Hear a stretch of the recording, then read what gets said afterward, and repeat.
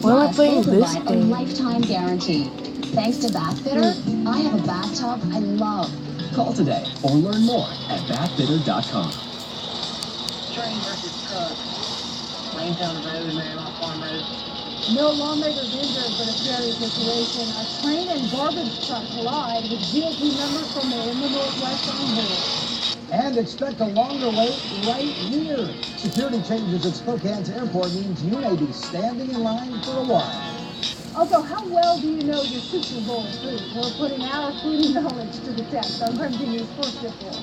Want to know what's coming up on Dr. Phil? Visit our website and subscribe to our email newsletter. You'll get weekly updates, live strategies, and exclusive video that you won't find anywhere else. Plus, on drphil.com, you can see sneak previews of upcoming shows. Log on today. So, what's the latest in the investigation? The FBI has all the cell phones and the computers. When all the facts are brought out, negotiations can start. And I have seen the White family, and they're devastated, and they deserve justice. You have said your son should have accountability for whatever his level of culpability is. I think we all agree with that. White family, you're certainly in my prayers, and I hope my viewers will put you in theirs. So thank you all for being here and talking about this today. All right. I want to thank Michael for sharing his story. He says he cannot express enough sorrow about the way he feels for Kenneth White's family, and he wants to thank the community that has supported him through this difficult time. Now, we'll continue to follow this story and keep you posted on the outcome. The most important thing to remember here is that an innocent man has lost his life. Kenneth White was a hard-working man whose children are now left without a father. His fiancée said Kenneth was a good-hearted man who would want her to forgive the perpetrator. But justice must be served here, and those accused must take accountability. Let's take some time to remember Kenneth White. We pray for healing for the family he left behind. Thanks for watching.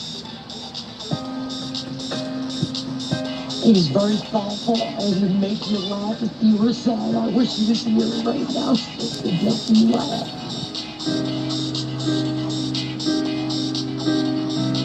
He was the love of my life. We had a special kind of something.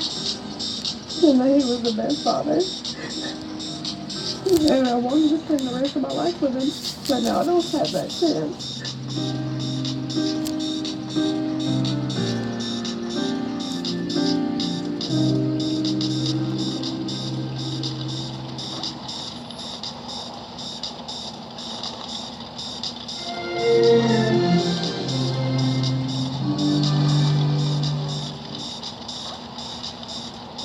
Free. Think for yourself if you can.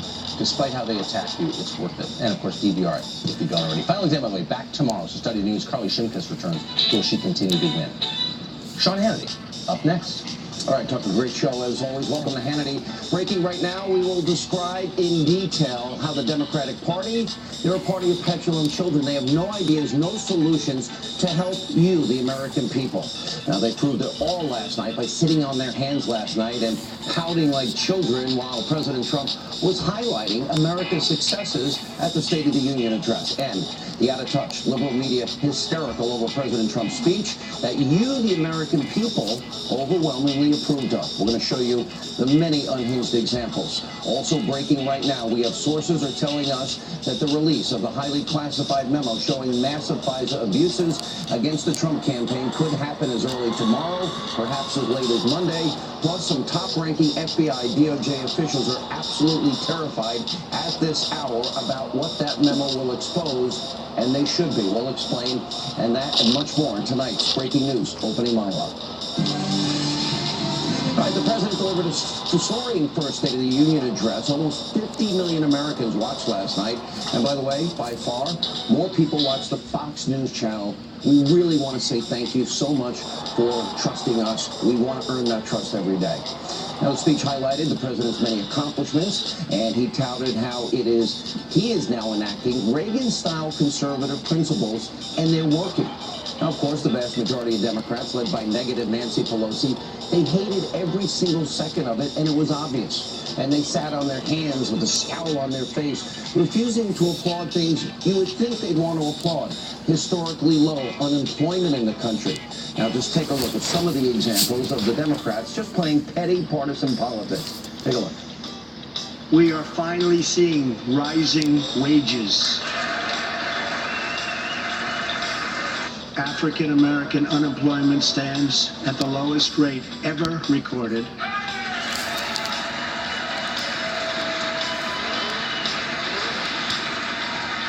Hispanic American unemployment has also reached the lowest levels in history.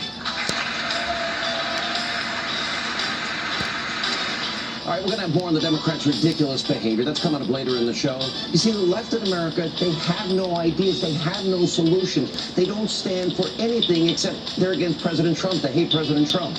Now, Congressman Luis Gutierrez even walked out of the speech during chants of USA, USA, and his excuse? Oh, he had to get ready for an interview. White House Press Secretary Sarah Sanders is calling out Pelosi and the Democrats with some really, really powerful truth. Take a look. I think Nancy Pelosi looks like that all the time. I think she should smile a lot more often. I think the country would be better for it. She seems to kind of embody the bitterness that belongs in the Democrat Party right now. I think last night was a good step forward. Hopefully they can let go of some of that. And they have to make a big decision. They need to decide, Chris, do they love America or do they hate this president? And are they willing to put some of those differences aside, come together, and do what's right for this country? Now, wouldn't that be great? What a terrific book. Come together, fix the country, help the forgotten men and women. Well, the Democrats haven't put the country before they hate the president. Interesting question to ponder. Now, we have our doubts. Remember, they supported 8 years of Obama's failure. We had 13 million more Americans on food stamps, 8 million more in poverty, the lowest labor participation rate since the 70s, the worst economic recovery since the 40s, the lowest home ownership rate in 51 years, and Obama accumulated more debt than every other president before him combined. And he was the only president never to reach 3% GDP growth in the course of his presidency in any one given year. And then you have the liberal mainstream media. They are in full breakdown, freak-out mode over the president's successful State of the Union address. You can't make this up. Their bias is so transparent. What you saw tonight was President Trump, I think, with one hand reaching out his hand to Democrats, and with the other hand holding up a fist. If the president met with me after the speech, I would say to him, well, that was how not to give a unifying speech. Again, sort of stoking, I think many would say, racial tensions by bringing up this issue of kneeling. I think his rhetoric last night set things back. The way he sold immigration really offended a lot of Democrats that were listening in that room. If that was an attempt at unity, he's got a lot of work to do. I go through these things, especially these teleprompter speeches he gives. It's not him, but you can tell he's reading it. He doesn't own it. He was selling sweet tasting candy with poison in it. What it revealed Donald Trump's deep and almost sort of sad obsession with being liked. You tell me that room is supposed to respond like this to the great dictator? No, but they're not supposed to sit on their hands. Really? All right, and that's not all. The whole network, fake news CNN, they went on full-on conspiratorial mode about the color of the First Lady, Melania Trump's outfit. Now, this speculation is an utter disgrace, but sadly very predictable. Let's take a look. Is there anything you want to tell us about? She's wearing a cream-colored suit there, which I find interesting. Remember last year, the female Democratic senators all wore white, a bunch of them to protest Trump's policies against women. So there was even a hashtag, women wear white. Listen, it could be a total coincidence, but I just find a lot of the stuff she does these days to look at it twice.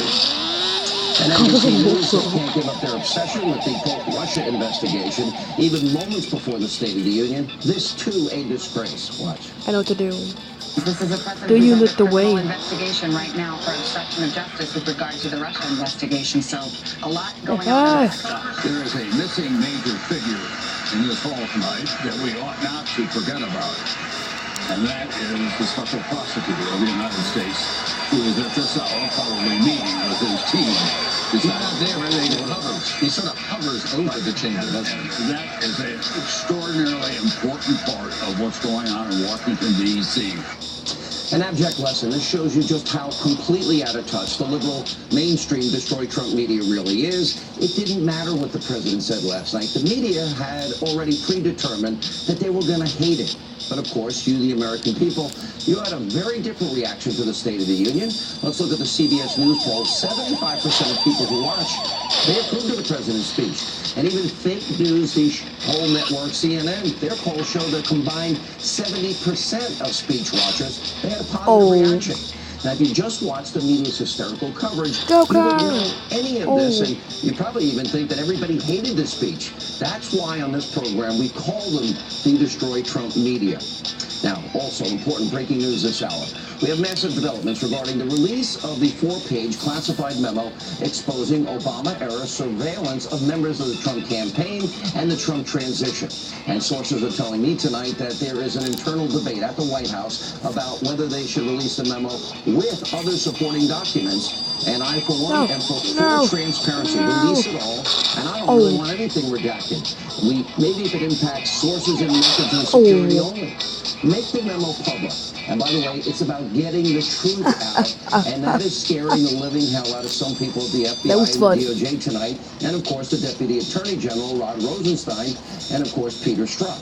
Now, according to the Daily Beast, Rosenstein, he's named in that memo. And according to other reporting, the Deputy Attorney General is responsible for extending the FISA warrant to literally spy on Trump campaign manager. Remember, the pretext was all under Carter Page. They went much further. And clearly Rosenstein is shaking in his boots tonight. Now we're hearing from sources that he is the most scared individual in Washington right now. And at this point, it's all about self-preservation for him. Now just look at what fake news CNN is reporting tonight. The President Trump asked Rosenstein if he was on his team. Now someone might want to check Rosenstein's phone records and emails, because isn't it a little too convenient that when the walls begin to close in on him, especially after McCabe being fired, all of a sudden there's a targeted leak to make Rosenstein look better. And the FBI is also trying to attack the memo. And Peter Strzok, he's trying to distract away from his own scandals by selectively leaking information to CNN to try and make himself look better. Now, Sarah Carter, who will join us in a little bit, as we're coming tonight, that the U.S. intelligence agencies are joining the effort to block the memo from being released. They don't want us to see it. They don't want you to see it. You have liberal Senator Cory Booker is saying releasing the memo would be, quote, treasonous. And in a statement earlier, the FBI wrote in part, quote, with regard to the House Intelligence Committee's memorandum, the FBI was provided a limited opportunity to review this memo the day before the committee voted to release it. As expressed during our initial interview, we have grave concerns about material omissions of fact that fundamentally impact the memo's accuracy. So today, the FBI, they're trying to take shots at the memo. But yesterday, our own Catherine Herridge reported this. 2 senior FBI officials that reviewed the memo, quote, could not point to any factual inaccuracies. Now, the House Intelligence Committee Chairman, Devin Nunes, he's firing back with a powerful statement of his own. Here's what he said, and it's very revealing.